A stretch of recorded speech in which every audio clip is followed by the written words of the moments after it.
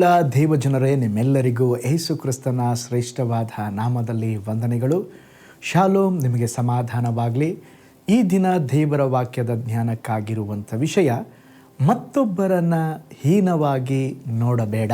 ಅದಕ್ಕೆ ಆಧಾರವಾಗಿ ಕೀರ್ತನೆಗಳು 75:5 ವಚನ, ನಿಮ್ಮ ಕೊಂಬನ್ನು ಉನ್ನತಕ್ಕೆ ಎತ್ತಬೇಡ್ರಿ, ಬೊಗ್ಗದ ಕುತ್ತಿಗೆಯಿಂದ ಮಾತಾಡಬೇಡ್ರಿ.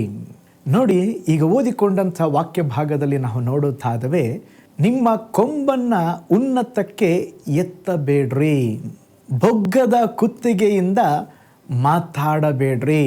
ಅಂದರೆ ಅಹಂಕಾರದಿಂದ ಜಂಬ ಪಡಬೇಡ್ರಿ. ನಿಮ್ಮ ಮಾತುಗಳು ಅಹಂಕಾರದ ಮಾತುಗಳಾಗದಿರಲಿ. ನೋಡ್ರಿ, ನಮ್ಮ ಜೀವಿತದಲ್ಲಿ ಅನೇಕ ಸಾರಿ ನಾನು ಶ್ರೇಷ್ಠ, ನನ್ನಿಂದನೇ ಆಗೋದು, ಬೇರೆಯವ್ರನ್ನ ಲಘುವಾಗಿ, ಸಾಧಾರಣವಾಗಿ, ಅವ್ರನ್ನ ಕೀಳಾಗಿ ನೋಡುವಂಥ ಅನುಭವ ಕೆಲವರಿಗೆ ಇರುತ್ತದೆ. ಆದರೆ ನಾವು ಹಾಗಿರಬಾರ್ದ್ರಿ. ಒಂದು ಚಿಕ್ಕ ಉದಾಹರಣೆಯನ್ನು ನಿಮ್ಮೊಟ್ಟಿಗೆ ಹೇಳ್ತೇನೆ. ಒಂದು ದೊಡ್ಡ ಪಪ್ಪಾಯಿ ಮರ ರೀ, ಅದರಲ್ಲೆಲ್ಲ ಹಣ್ಣುಗಳಿದ್ದವು, ಅದು ದಪ್ಪಾಗಿತ್ತು, ದೊಡ್ಡ ಮರ ಇತ್ತು. ಅದು ಯಾವಾಗಲೂ ಪಪ್ಪಾಯಿ ಮರ ಕೊಚ್ಕೊಳ್ತಾ ಇತ್ತು. ಕೆಳಗಡೆ ಆ ಹುಲ್ಲು ಇತ್ತು ರೀ. ಆ ಹುಲ್ಲಿಗೆ ನೋಡಿ ಹೇಳೋದು, ಹುಲ್ಲು ನೋಡು, ನಾನು ಪಪ್ಪಾಯಿ ಮರ ಹಣ್ಣು ಬಿಡ್ತಾ ಇದ್ದೀನಿ, ಎಷ್ಟು ದೊಡ್ಡದಾಗಿದ್ದೀನಿ, ದಪ್ಪಾಗಿದ್ದೇನೆ, ನೀನು ಯಾವುದಕ್ಕೂ ಪ್ರಯೋಜನ ಇಲ್ಲ, ಸಂಜೆ ಆದರೆ ನೀನು ಒಣಗಿ ಹೋಗಿಬಿಡ್ತೀಯ ಎಂಬುದಾಗಿ ಜಂಬದಿಂದ ಅದನ್ನು ಕೀಳಾಗಿ ನೋಡಿ ಮಾತನಾಡ್ತಾ ಇತ್ತು. ಹಾಗೆ ಮಾತನಾಡ್ತಾ ಇರುವಾಗಲೇ ಒಂದು ಜೋರ ಗಾಳಿ ಬೀಸ್ತ್ರಿ, ಬಿರುಗಾಳಿ ಬಂತ್ರಿ. ಆ ಬಿರುಗಾಳಿ ಭಯಂಕರ ಬೀಸುತ್ತಾ ಇರುವಾಗ ಪಪ್ಪಾಯಿ ಮರ ದಿಢೀರೆಂಬುದಾಗಿ ಅದು ಬಿದ್ದು ಹೋಗ್ಬಿಡ್ತ್ರಿ. ಆದರೆ ಆಮೇಲೆ ನೋಡ್ತದೆ, ಅದು ಬುಡ ಸಮೇತ ಕಿತ್ತೋಗ್ಬಿಟ್ಟಿದೆ ಪಪ್ಪಾಯಿ ಮರ. ಆ ಗಾಳಿಗೆ ಕೆಳಗೆ ನೋಡ್ತದೆ, ಆ ಹಸಿರಾದ ಹುಲ್ಲಿದೆಯಲ್ವಾ, ಅದಕ್ಕೇನೂ ಆಗಿಲ್ಲರಿ. ಅವಾಗ ಇದಂತೂ ನಾನು ಬಲಿಷ್ಠನಂತ ತಿಳ್ಕೊಂಡಿದ್ದೆ, ಗಟ್ಟಿ ಅಂತ ತಿಳ್ಕೊಂಡಿದ್ದೆ, ಆದರೆ ನಾನು ಬಿದ್ದೋಗ್ಬಿಟ್ಟಿದ್ದೆ, ನಿನಗೇನೂ ಆಗಿಲ್ವಲ್ಲಪ್ಪ. ಆಗ ಆ ಹಸಿರು ಹುಲ್ಲು ಹೇಳ್ತಂತೆ, ಗಾಳಿ ಬರುವಾಗ ನನ್ನನ್ನು ನಾನು ಭಾಗಿಸಿಕೊಂಡೆ, ಅದು ಯಾವ ಕಡೆ ಬೀಸ್ತಾ ಇತ್ತೋ ಅದ ಕಡೆ ನಾನು ಭಾಗಿಸ್ಕೊಳ್ತಾ ಇದ್ದೆ, ಅದರಿಂದ ನನಗೇನೂ ಆಗಲಿಲ್ಲ. ನೀನು ಗಾಳಿ ಬರುವಾಗ ನೀನು ಹೆಮ್ಮೆಯಿಂದ ನಿಂತುಕೊಂಡಿದ್ದೆ, ಅದಕ್ಕೆ ನೀನು ಬಿದ್ದು ಹೋಗಿಬಿಟ್ಟೆ. ನೋಡ್ರಿ, ನಮ್ಮ ಜೀವನದಲ್ಲಿ ಕೂಡ ನಾವು ಹೆಮ್ಮೆಯಿಂದ ಇರುವುದಾದರೆ, ಅಹಂಭಾವದಿಂದ ನಡೆದುಕೊಳ್ಳೋದಾದರೆ, ಯಾವಾಗಾದರೂ ಒಂದು ದಿವಸ ನಾವೇನು ಮಾಡ್ತೀವಿ ಅಂತ ಹೇಳಿದ್ರೆ ಬಿದ್ದು ಹೋಗ್ತೇವೆ. ಅದಕ್ಕೆ ಇತರರನ್ನು ಹೀನವಾಗಿ ನಾವು ನೋಡಬಾರ್ದ್ರಿ. ಅನೇಕ ಸಮಯಗಳಲ್ಲಿ ದೇವರು ನಮಗೆ ಕೊಟ್ಟಿರುವ ಆಶೀರ್ವಾದಗಳನ್ನು ತೋರಿಸಿ ಮತ್ತೊಬ್ಬರ ಬಡ ಸ್ಥಿತಿಯನ್ನು ಹೀನವಾಗಿ ನೆನೆಸುತ್ತೇವೆ. ಆದರೆ ಒಂದಿನಲ್ಲಿ ನೆನಪಿಟ್ಕೊಳ್ಳ್ರಿ, ದೇವರು ನಮಗೆ ಕೊಡುವ ಆಶೀರ್ವಾದಗಳಿಂದಾಗಿ ನಾವು ದೇವರ ನಾಮವನ್ನು ಮಾತ್ರ ಮಹಿಮೆಪಡಿಸಬೇಕು, ಮತ್ತೊಬ್ಬರಿಗೆ ಅದು ಪ್ರಯೋಜನವಾಗಿರಬೇಕು ಹೊರತು ಮತ್ತೊಬ್ಬರನ್ನು ಮನಸ್ಸನ್ನು ನೋಯಿಸುವುದಕ್ಕೂ, ಕೀಳಾಗಿ ನೋಡುವುದಕ್ಕೂ, ಹೀನವಾಗಿ ಮಾತನಾಡುವುದಕ್ಕೂ ಅದನ್ನು ಉಪಯೋಗಿಸಬಾರ್ದು. ನಾವು ಬೈಬಲಲ್ಲಿ ಕೂಡ ನಾವು ನೋಡ್ತೇವೆ, ಮಕ್ಕಳನ್ನು ಪಡೆದು ಜೀವಿಸುತ್ತಾ ಇದ್ದಂಥ ಸ್ತ್ರೀ ಯಾರು? ಪೆನಿನಳು. ಮಕ್ಕಳಿಲ್ಲದ ಹನ್ನಳನ್ನು ನೋಡಿ ಹೀನವಾಗಿ ನೆನೆಸ್ತಾ ಇದ್ಳು, ಅವಳನ್ನ ವೇದನೆ ಪಡಿಸ್ತಾ ಇದ್ಲು. ಆಗಾಗ ಅವಳಿಗೆ ಸೂಜಿ ಚುಚ್ಚುವ ಹಾಗೆ ಅವಳ ಮನಸ್ಸನ್ನು ನೋವು ಮಾಡುತ್ತಾ ಇದ್ಲು. ಆದರೆ ನೋಡ್ರಿ, ಹನ್ನಳ ಮಗನಾದ ಸಾಮುವೇಲ ದೊಡ್ಡ ಪ್ರವಾದಿ, ಆದರೆ ಪೆನಿನ ಮಕ್ಕಳ ಬಗ್ಗೆ ನಾವು ಬೈಬಲಲ್ಲಿ ಎಲ್ಲಿ ನೋಡಲಿಕ್ಕೂ ಸಾಧ್ಯವಿಲ್ಲ. ಆದ್ದರಿಂದ ಅಹಂಕಾರ ಪಡಬೇಡ್ರಿ, ಕೊಚ್ಚಿಕೊಳ್ಳಬೇಡ್ರಿ.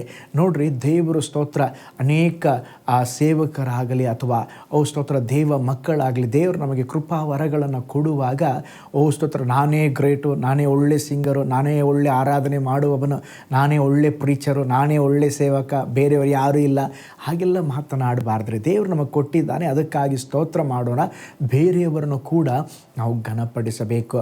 ಒಂದು ವೇಳೆ ನಿಮಗಿರುವ ಮಕ್ಕಳಿಗೆ ಇರುವ ಪ್ರತಿಭೆಗಳು ಬೇರೆ ಮಕ್ಕಳಿಗಿರಲಿಕ್ಕಿಲ್ಲ, ಅವ್ರನ್ನ ಕೀಳಾಗಿ ನೋಡಬೇಡ್ರಿ. ದೇವರು ಎಲ್ಲರನ್ನ ಒಂದಲ್ಲ ಒಂದು ರೀತಿಯಲ್ಲಿ ಸ್ತೋತ್ರ ಉಪಯೋಗಿಸಲು ಶಕ್ತನಾದಂಥ ದೇವರಾಗಿದ್ದಾರೆ. ಆದುದರಿಂದ ಬೇರೆಯವರನ್ನು ನೋಡಿ ಅಹಂಭಾವಕ್ಕೆ ಸ್ಥಳ ಕೊಟ್ಟರೆ ಸೈತಾನನಿಗೆ ನೀವು ಸ್ಥಳ ಕೊಟ್ಟಂಗೆ, ಹೆಮ್ಮೆಗೆ ಸ್ಥಳ ಕೊಟ್ಟಂಗೆ. ಆದುದರಿಂದ ಆ ವಿಧದಲ್ಲಿ ಜೀವಿಸದೆ ನಮ್ಮನ್ನು ತಗ್ಗಿ ಬಗ್ಗಿ ಸ್ತೋತ್ರ ತಾಳ್ಮೆಯಿಂದ ಜೀವಿಸಲಿಕ್ಕೆ ದೇವರು ನಮಗೆ ಕೃಪೆ ಕೊಡಲಿ.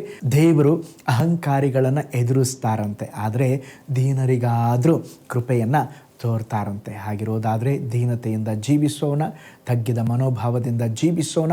ಕರ್ತನ ತಾನೇ ನಮಗೆ ಸಹಾಯ ಮಾಡಲಿ. ಕಣ್ಗಳನ್ನು ಮುಚ್ಚೋಣ, ನಾವು ಪ್ರಾರ್ಥನೆ ಮಾಡೋಣ.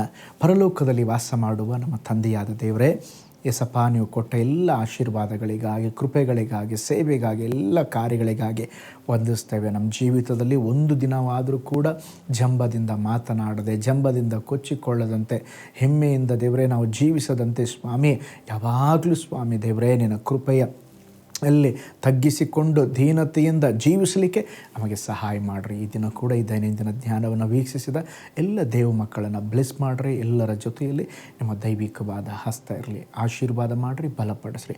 ಯೇಸುವಿನ ಹೆಸರಿನಲ್ಲಿ ತಂದೆಯೇ, ಆಮೇನ್, ಆಮೇನ್. Praise the lord. ಹಾಗಾದರೆ ಅಹಂಭಾವದಿಂದ ನಡೆಯದೆ, ಜಂಬದಿಂದ ನಡೆಯದೆ, ತಾಳ್ಮೆಯಿಂದ ಜೀವಿಸೋಣ. ಕರ್ತನ ತಾನೇ ನಿಮ್ಮನ್ನು, ನಿಮ್ಮ ಕುಟುಂಬಗಳನ್ನು ಬ್ಲೆಸ್ ಮಾಡಲಿ. ನಾಳೆ ಮತ್ತೊಂದು ದೈನಂದಿನ ಧ್ಯಾನದಲ್ಲಿ ನಾನು ನಿಮ್ಮನ್ನು ಸಂಧಿಸ್ತೇನೆ. ನಾನು ನಿಮ್ಮ ಪ್ರೀತಿಯ ಸೇವಕ pastor Paul Joy. God bless you all. ಕರ್ತನಲ್ಲಿ ಪ್ರಿಯರೇ, ಈ ಸಂದೇಶ ಮತ್ತು ಪ್ರಾರ್ಥನೆ ನಿಮಗೆ ಆಶೀರ್ವಾದಕರವಾಗಿದ್ದರೆ, ದೇವರು ನಿಮ್ಮನ್ನು ಪ್ರೇರೇಪಿಸಿದರೆ, ನಂಬಿಕೆಯಿಂದ ಸಾಗುವ ಈ ಸೇವೆಗೆ ನಿಮ್ಮ ಅಮೂಲ್ಯವಾದ ಕಾಣಿಕೆಯನ್ನು ಬಿತ್ತಿರಿ. ಪ್ರೀತಿಯ ದೇವಜನರೇ, ವಾಯ್ಸ್ ಆಫ್ ಹೋಪ್ ಮಿನಿಸ್ಟ್ರಿಯ ವತಿಯಿಂದ ಕೋರಮಂಗಲದಲ್ಲಿ ಪ್ರತಿ ಭಾನುವಾರ ಬೆಳಿಗ್ಗೆ 9:30ಕ್ಕೆ ಕನ್ನಡ ಆರಾಧನೆ ನಡೆಯುತ್ತಿದೆ. ಆತ್ಮಭರಿತವಾದ ಆರಾಧನೆ, ಮನಮುಟ್ಟುವ ಸಾಕ್ಷಿ, ಬಲಪಡಿಸುವ ದೇವ ಸಂದೇಶ. ಬನ್ನಿ, ನಮ್ಮೊಂದಿಗೆ ಭಾಗಿಯಾಗಿ ಕರ್ತನನ್ನು ಆರಾಧಿಸಿರಿ. ನೂತನ ತಿಂಗಳ ಆಶೀರ್ವಾದ ಕೂಟ ಪ್ರತಿ ತಿಂಗಳು ಮೊದಲ ದಿನ ಸಂಜೆ 7 ಗಂಟೆಗೆ. ಪ್ರತಿ ತಿಂಗಳು 2ನೇ ಶನಿವಾರ ಬಿಡುಗಡೆ ಉಪವಾಸ ಪ್ರಾರ್ಥನೆ ಕೂಟ ಬೆಳಿಗ್ಗೆ 10:30ಕ್ಕೆ. ನಿಮಗಾಗಿ ಪ್ರಾರ್ಥಿಸಬೇಕೆ? ನಿಮಗೆ ಯಾವುದಾದರೂ ಪ್ರಾರ್ಥನೆ ಮನವಿಗಳು ಇರುವುದಾದರೆ ಕೆಳಗಿನ ನಂಬರಿಗೆ ಕರೆ ಮಾಡಿ ಅಥವಾ ವಾಟ್ಸಪ್ ಮಾಡಿ. ಈ ಆತ್ಮಿಕ ಸಂದೇಶಗಳು ನಿಮಗೆ ಆಶೀರ್ವಾದಕರವಾಗಿದ್ದರೆ ಲೈಕ್ ಮಾಡಿರಿ. ಇಂಥ ಅದ್ಭುತ ಸಂದೇಶ ಪ್ರತಿದಿನ ನೋಡಲು ಬಯಸುವುದಾದರೆ ಸಬ್ಸ್ಕ್ರೈಬ್ ಮಾಡಿ ಹಾಗೂ ಇತರರೊಂದಿಗೆ ಶೇರ್ ಮಾಡಿರಿ. ಕರ್ತನು ನಿಮ್ಮನ್ನು, ನಿಮ್ಮ ಕುಟುಂಬವನ್ನು ಆಶೀರ್ವದಿಸಲಿ.